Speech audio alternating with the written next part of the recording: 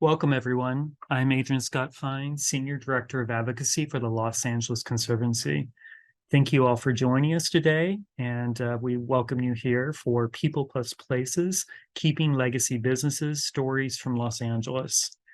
People Plus Places is an ongoing series of the Los Angeles Conservancy. It's all about people-centric preservation and historic preservation, and there's no way better to talk about this confluence of two things than legacy businesses. What we're going to do in the next hour is really have a conversation with some very passionate people that care greatly about legacy businesses. We're also going to share a short clip about our upcoming short film series where we have launched 3 new short films looking at legacy businesses across Los Angeles County, including a film on Candelas guitars in Boyle Heights, Linchitas in Pacoima, and Sika in Leimert Park. And last but not least, we'll have a demonstration of a legacy business and the work that they do and the products that they produce in action.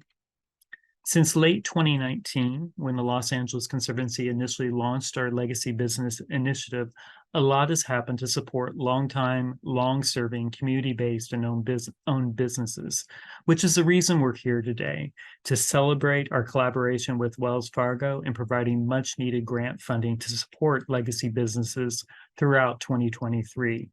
All with the idea to ensure we keep these vital community anchors and touchstones in business and thriving. Joining us today in the conversation is Justine Gonzalez, who is the Vice President of Philanthropy and Community Impact at Wells Fargo, Rosalind Sagara, Community Outreach Manager and Project Lead on our Legacy Business Initiative at the Los Angeles Conservancy, Leonardo Romero at El Paraiso in Florence-Firestone area of Los Angeles County. And with all of those with us today, we're going to go ahead and kick off the conversation. Please share a little bit about what is legacy business and why are they important to keep in greater LA communities? Sure. Good afternoon, everyone. Thanks for joining us. So legacy businesses are longtime businesses, oftentimes mom and pop shops that have been in operation for at least 20 or more years. These are businesses that have contributed to the local history, local identity, and are important places for a lot of people. Was that the question? I think I answered it. You did. Thank you, Rosalind. I'm going to ask, given that we have a legacy business in action here, Leonardo, can you tell us a little bit about your business, how it got started, and its origin story a little bit? And first of all, welcome. Nice to see you. Yeah, hi everyone. Thanks again for this opportunity. I'm very excited to be here. So the business, it's a really interesting story. So my parents are the founders, Ramon and Ana Maria Romero. And so they immigrated here in the early 70s from Mexico, a small town called Zacatecas. And so they came here as immigrants, and they were just looking, for a better way of life. And both of my families, my dad is the oldest of 9, and then my mom, she's has also 9 siblings, so very big families. And so they actually didn't meet until they came here to South Los Angeles. And so they met here, they fell in love and started the family here. And right down the street from where the paleteria is today is where they first met. And so, fast forward like a couple of years, they started an ice cream shop in East LA on Mednick. And, it just started as like an ice cream shop making paletas. And at one point over the years, a lot of our family has worked here, and we just wanted to make something that ice cream. Everyone loves ice cream, but at the same time, it's also something that represents my family's culture and also the surrounding community of Los Angeles. Thank you. And you're the current generation that is taking over and running it, correct? Right. So my dad and my parents, they're both retired now. I've been here as the owner for the last 8 years now, and it's a lot of work. But I'm doing my best to keep the business growing, and marketing is a big part of the business now. So I'm very proud, and I'm excited to show you guys a little bit of the family business and how we make the paletas. And I also wanted to introduce my aunt and uncle to you guys, because they're one of the main people part of the business. Great. Well, we look forward to that. Paletas and ice cream. If you haven't been there, we encourage you to go. That's part of the goal here, is support our legacy businesses, but also understand kind of the traditions and culture that is really embedded within these businesses, which is so great. Are you going to introduce your aunt and uncle now? Yeah, so this is my aunt, Francisca Romero. Hello. A lot of the ice cream and the paletas. And then this is my uncle, Jesus Romero. We've all been part of the biz. ¿Cuántos años tienes? No, ¿cuántos años tienes trabajando? Tengo como 25 años. My aunt and uncle have over 25 years here making paletas and ice cream for the paleteria. And so, if you guys are ready, we can show you a little demo on how we make paletas. Yeah, we'll do that in a second. I'll cue you when we're ready to do that. Okay. We're close to it. But very nice to meet you. And part of your story, and part of, as we're been working with legacy businesses, is I think there's a lot of hidden legacy businesses in our own heritage for all of us, and we don't even think about it. And I was thinking about this personally.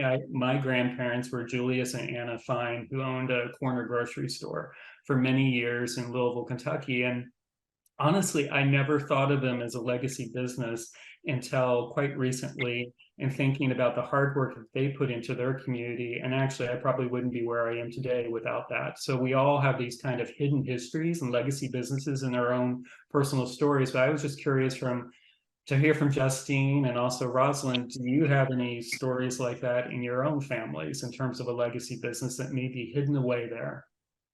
Well, I can share mine. And first off, thank you, Adrian and the Conservancy, for having me today. And, my father was a physical therapist, but he actually started his own clinic. And so he and my mom, in a way, were actually small business owners. And they started the business together when I was in elementary school.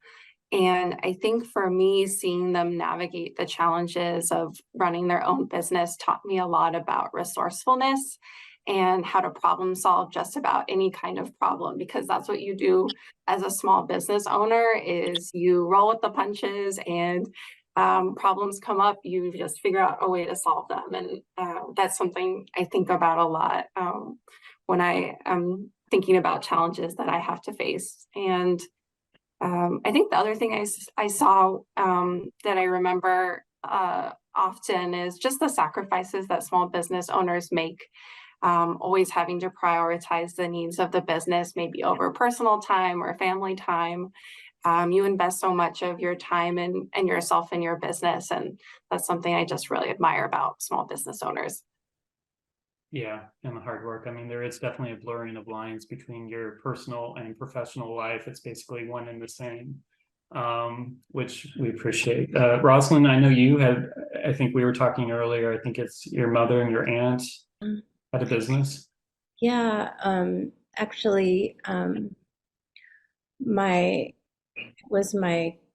grandfather on my mother's side who started the business, and then my grandma was there for many years. And then when my mom and my aunt were teenagers, they kind of started. So they would have been the second generation, and my aunt actually was there for quite some time. So this family business has been in operation for almost 80 years in my mom's hometown of Mazatlan, Sinaloa.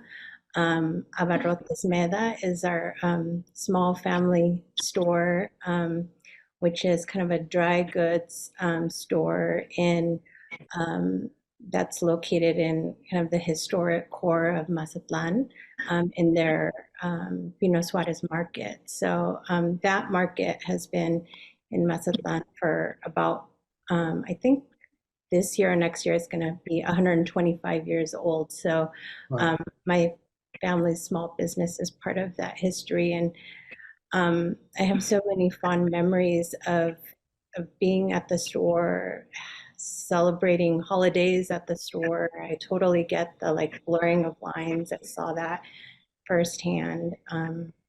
Yeah, and knowing that that store is actually still there is kind of just a wonderful opportunity for me and my family to connect to our heritage and the history that we, that's a part of our lives. Thank you. Thanks for sharing that. And that's a big part of what we're here for today. And I'm going to ask Justine again to share a little bit that part of the reason that we're celebrating today and what we've been doing the last year is because Wells Fargo has been a partner with us in investing, collaborating in terms of bringing much needed grant funding to help support these legacy businesses. Can you share a little bit kind of like why does a big bank like Wells Fargo want to do this? And also what does a legacy business, supporting legacy businesses like this mean to you personally? Definitely. Well, I think one of the things that makes LA really unique is we are home to more small businesses per capita than just about any other city in the US. And I think that really is reflective of the immigrant culture and communities that are so representative of LA and what makes us so unique and special. And Wells Fargo understands that small businesses are at the center of community and that it's important to help them succeed in order to in turn help families and communities succeed and achieve economic advancement.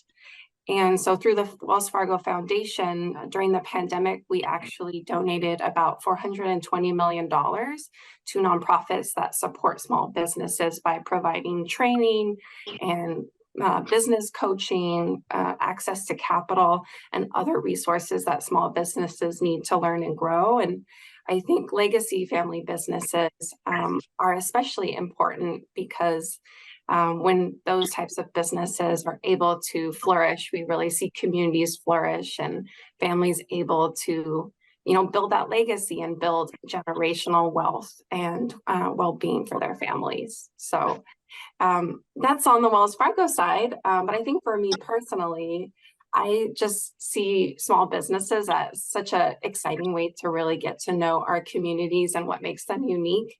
And I really enjoy getting to know my community, my neighborhood by shopping and eating at small businesses, learning their stories, and just getting that sense of the neighborhood and what makes it special by getting to know my small businesses. Thank you. Yeah, I think we share your sentiment for sure in terms of that. That's the reason why we're doing the work that we're doing in terms of supporting and celebrating and acknowledging legacy businesses. Through this effort to do the grant program, we had over 500 applicants with only 10 grants available. So the need is tremendous.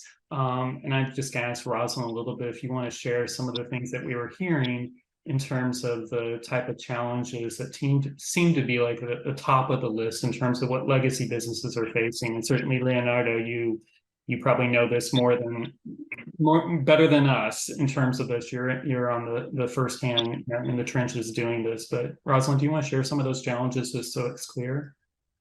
Sure. Yeah, I mean, of course, we heard kind of the continuing impacts from COVID and kind of coming out of that period.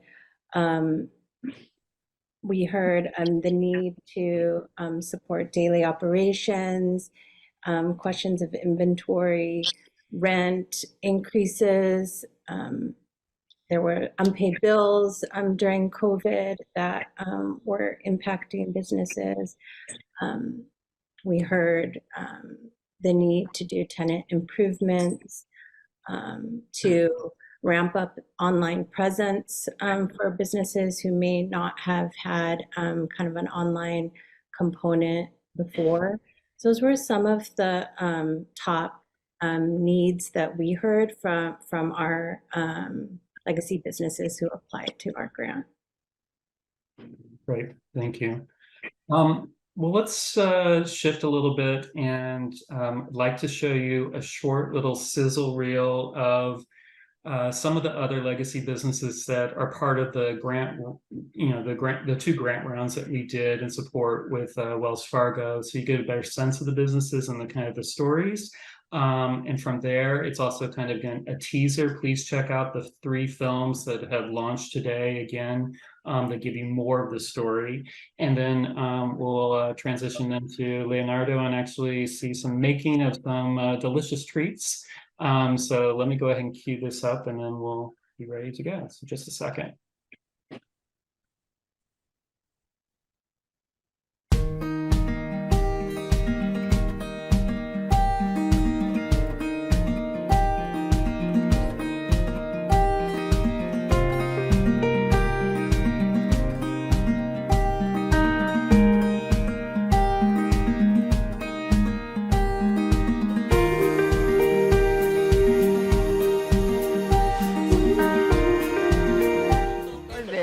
San Fernando, California, pero me quiere en Michoacán. Mida con aquella atención, que esté bien acomodada.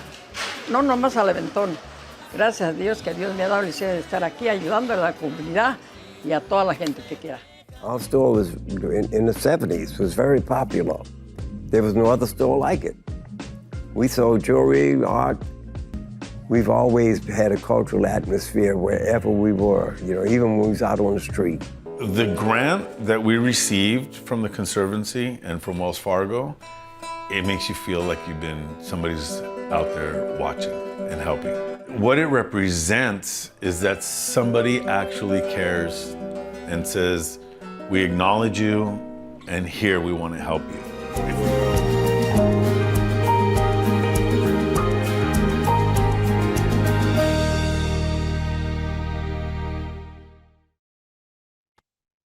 Like we said, that's a teaser. So please check out the full films.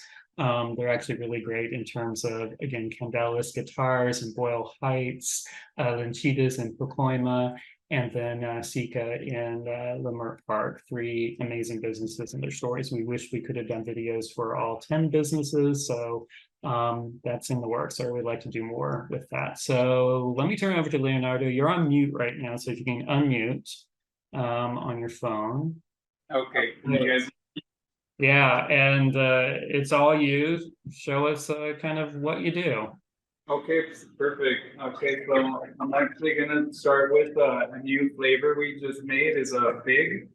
And I chose fig because my aunt and uncle actually have a tree in their backyard. And so we picked those figs from their backyard right here in Huntington Park nearby.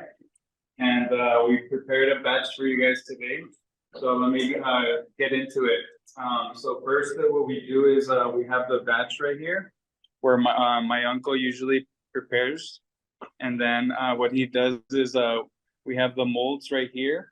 So we'll start usually filling up the molds. And then I have like chopped figs to go into it right here. So I'll have my uncle start with one.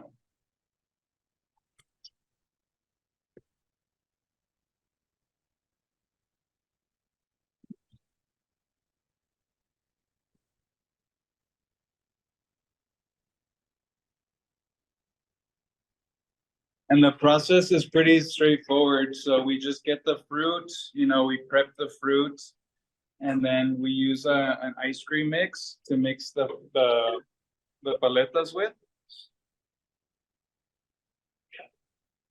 Make sure it's nice and even. And then for this batch, we prepared like a little slice of fig to put inside each of the molding of the paleta. Hey, Leonardo, how many paletas do you typically make in an average day? Yeah, in an average day, like before we used to make up to like 8,000 in a day. Wow. That's when we were working like at full capacity. But typically now it's a lot slower. So I usually will make up maybe like so half of that. So like 4,000 in a day. And so we try to keep it like as natural as possible. So, buying fresh fruit, like these figs are straight from my aunt and uncle's trees. So they're like fresh organic figs. And so once the mold is ready, we'll transfer it over to our freezing tank. And that's when the freezing process begins. And it usually takes like 15 minutes for the paletas to freeze.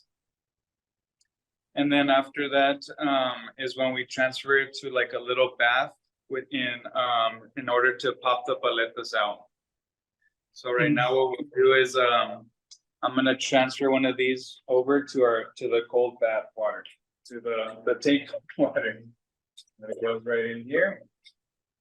And what does that do? And then it'll take, so this tank is like, it's a special tank that freezes the paletas. It goes like negative 40 degrees. So it's like a flash freezing process, and it's pretty quick. It'll take like 15 minutes and it's ready to go.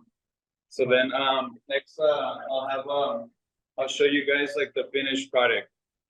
And can I ask, is the fig flavor that's new, right? Yeah, this is a new flavor that we just made. Figs are like a popular fruit in my family, and so I thought it would be like something special to do for the presentation. And then also, for my customers, a lot of my customers they'll ask us, oh, do you guys have any new flavors? And so this was part of the reason why I chose figs. So if you guys want to come over here, follow me this way, and I'll show you guys the finished product of the paletas. So right here is when we're getting ready to pop the paletas.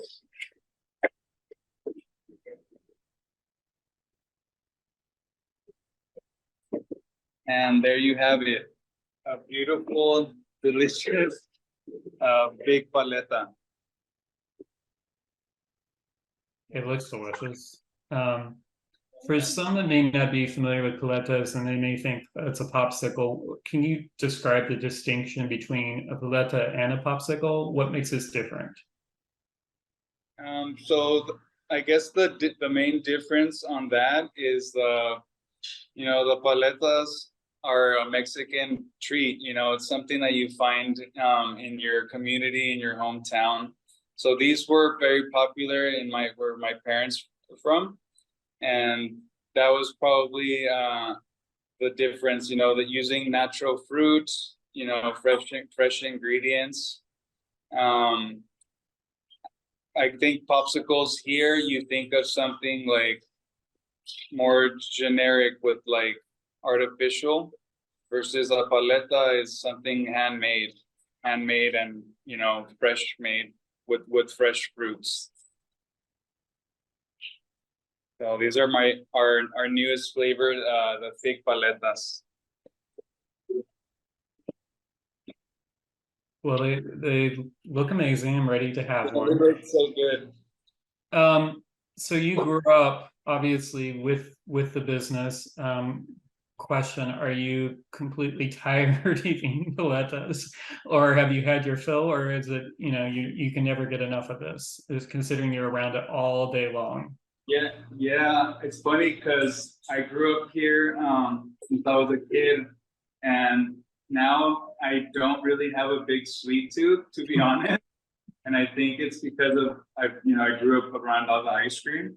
But I do keep my freezer stocked with paletas because I usually is when I have a craving is at late at night. And then my friends and family always ask me for paletas. So I always make sure to like share with my family and friends. Nice. So what else should any of our viewers or people know about like your small business and kind of what you guys have struggled with, and also how you've overcome that? I know you do a lot with social media, which not all small businesses have either capability or training at, but it seems like you're doing a lot more of that. Is that what's needed to get people to know about your business and also distinguish you from other places that may be offering the same product, but maybe at a more of a larger scale? Yeah, so my background is in communications actually. And so 8 years ago when my dad actually, he was like, hey, I want you to take over the business.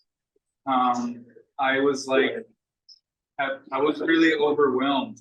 And so I was like, okay, where should I start? And so for me, with my background in communications, I immediately said like, hey, I'm gonna make a website. I'm gonna start our social media, building it up, because that's what I grew up with. And that's something that our business never had.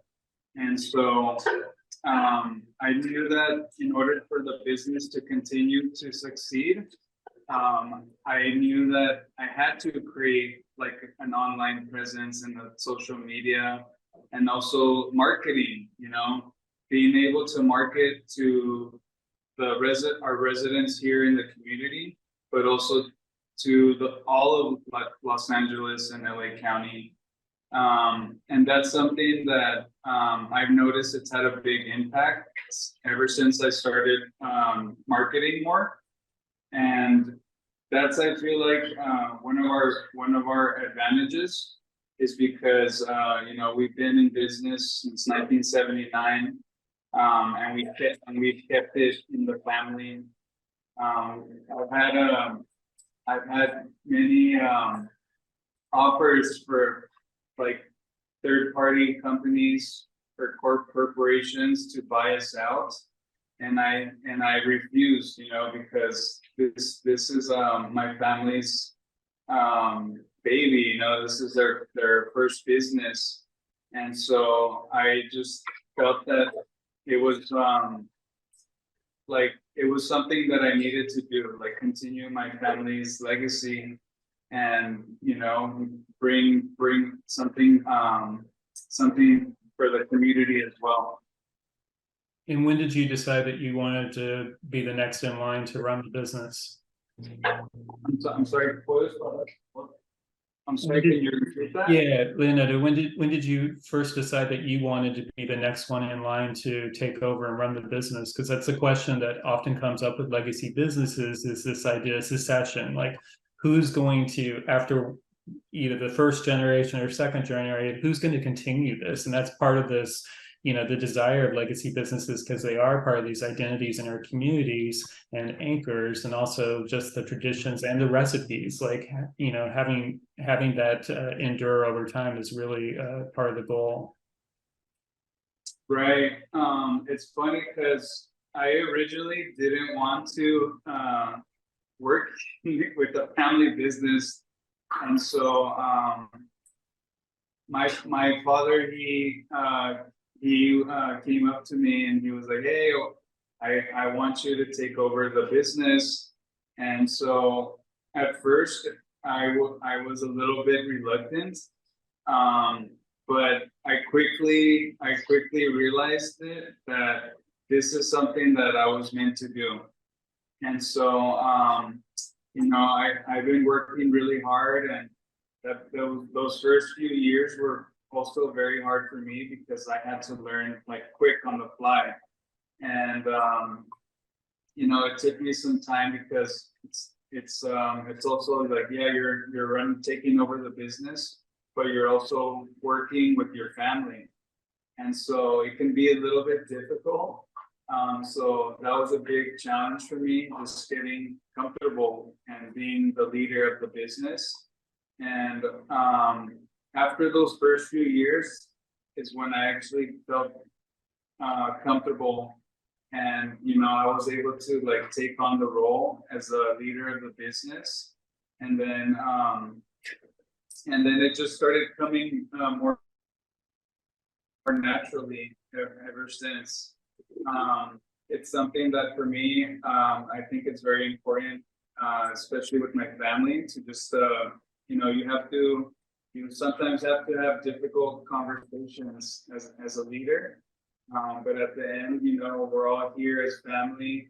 We all love each other. We've been here doing this for my aunt and uncle have been working here for over 20 years. And,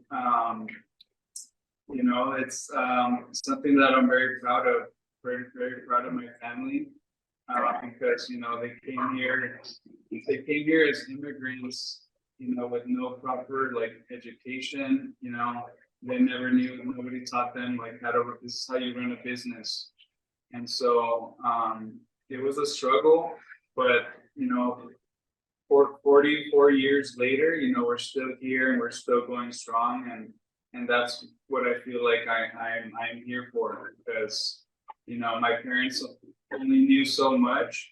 And so, as a second generation of the Paleteria Paraiso, I know we're in great hands, and I'm just excited to come to work. And just like how today we made a new flavor, so that's something that I just try to be creative, and also something also at the same time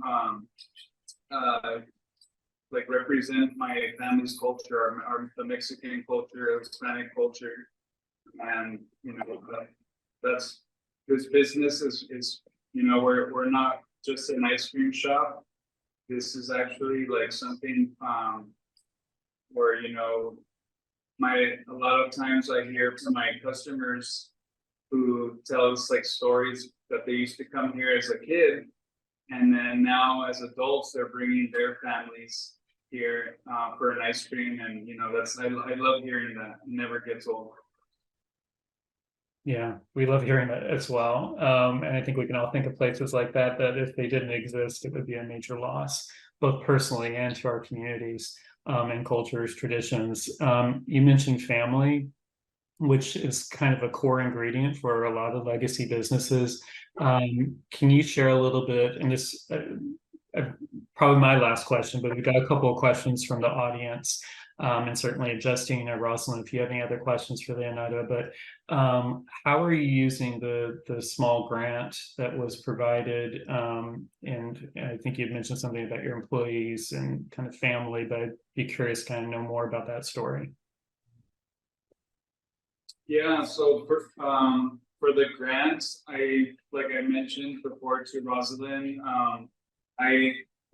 it costs a lot of money to operate as a business, especially if we're a small business. So a lot of the money went towards just our daily operations.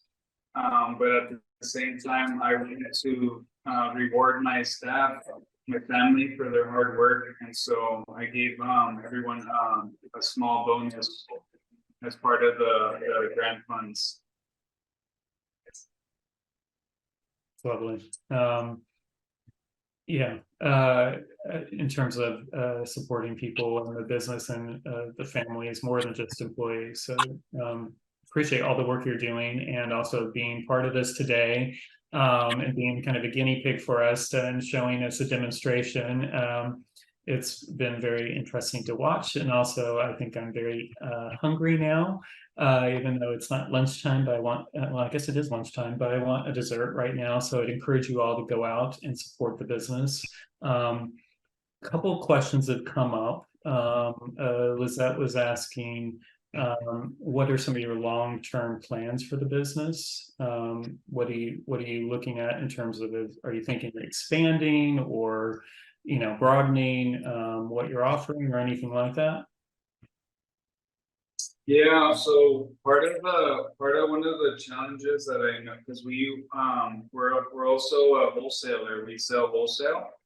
And so I noticed that part of the business was struggling. So I kind of decided to look for another way that we can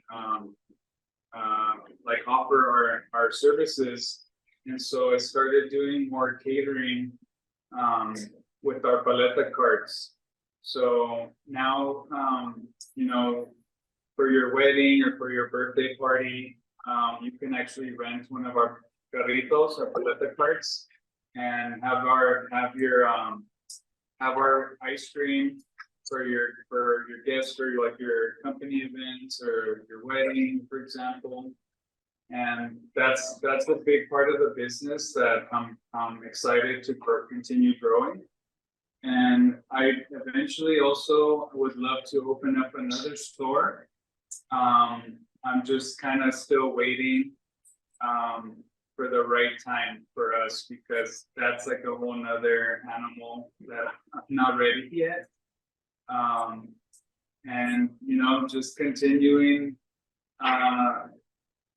to offer like new items at the same time. So just to keep us not just, we don't just make paletas, we also make our ice cream and raspados and like fruit bowls.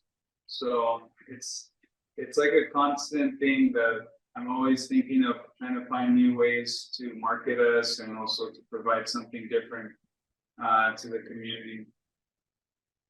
Okay, two last questions. One, someone's asking, what distinguishes your paletas from anyone else's? So what makes it different? Yeah, I mean, like I mentioned earlier, we try to just use like as natural ingredients as possible. Because for example, when you bite into one of our watermelon sandia paletas, like you taste the fresh watermelon. And I think that's one of our biggest advantages and what makes us different and stand out versus like another brand is that you're actually biting like the fruit, the real fruit. Right. Okay. Promise you, last question. Is what do you think your business means to the community, the larger community? Yeah, like I had said too, almost on daily when I'm here at the shop in the front. I don't know if people know that I'm the owner, but I always try to interact with the customers, and I'll ask them like, hey, like, is this your first time, for example?